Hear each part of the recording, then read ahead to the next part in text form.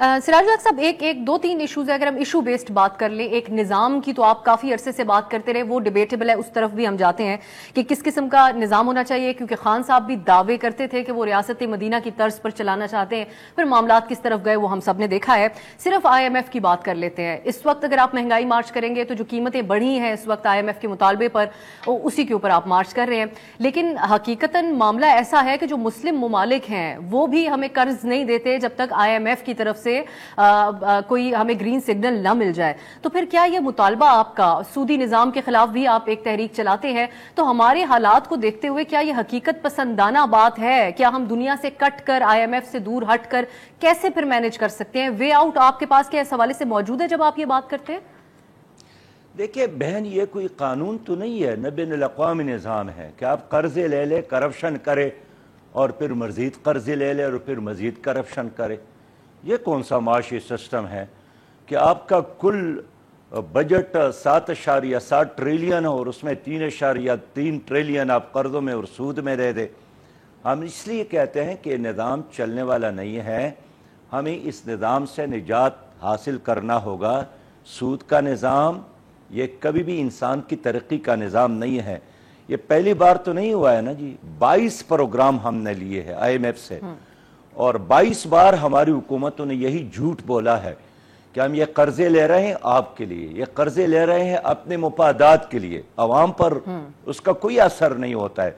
इसलिए हम चाहते हैं कि इन तमाम मुआहिदों को रिविजिट किया जाए। कभी भी किसी हुकूमत ने इन मुआहिदों को कौमी असम्बली में डिस्कस ही नहीं किया है।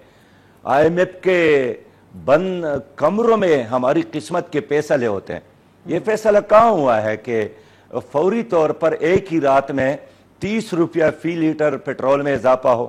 न कैबिनेट में ये फैसला हुआ है, न किसी आवाम के दरमियान चौकों और चौराहों में। एक बंद कमरे में एक बाबू ने हमारी हुकूमत को ऑर्डर दिया और हमारी हुकूमत ने उसको तस्लीम किया। इसलिए हमने इस फैसले को मुस्तरद किया और बजट में हम यही चाहते हैं कि ये बजट, ये सूद फ्री बजट हम चाहते हैं।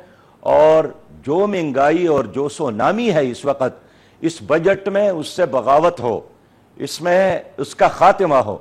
अगर इन्होंने उसी तरह एज इट इज सूदी निज़ाम को बरकरार रखा और इसी तरह महंगाई के ये जो कोड़े हैं आवाम की खोपड़ियों पर बरसाना जारी रखा, तो फिर हम मैदान में निकले हैं, मैदान में निकलेंगे और 10 को ये बजट पेश कर रहे हैं। इसलिए हमने 11 जून से अगर इन्होंने बजट पेश किया और उस सूद के बगैर था, हम अप्रिशिएट करेंगे। ये जो महंगाई लाई है उसको वापस लिया, कैसे वापस ले सकते हैं? अपने गैर तरक्याती अखराजात को खत्म करें।